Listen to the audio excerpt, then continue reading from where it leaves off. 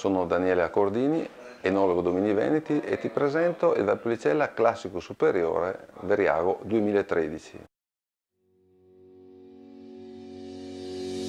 Veriago è l'antico nome della vallata di Negrà e nasce da un'annata come 2013, una delle più fresche dell'ultimo decennio, dove fino a marzo-aprile ci sono state molte piogge, ma con grande recupero termico luglio e agosto con delle escursioni termiche che hanno portato a un ottimo accumulo polifenolico.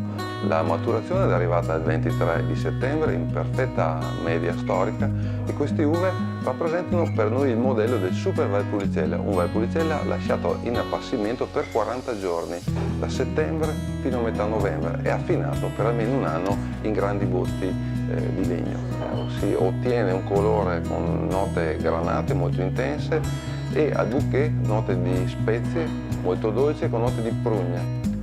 Al palato note molto vellutate e grande eleganza. Il mio abbinamento preferito per questo vino è il petto d'oca affumicato ed ora non ci resta che degustarlo.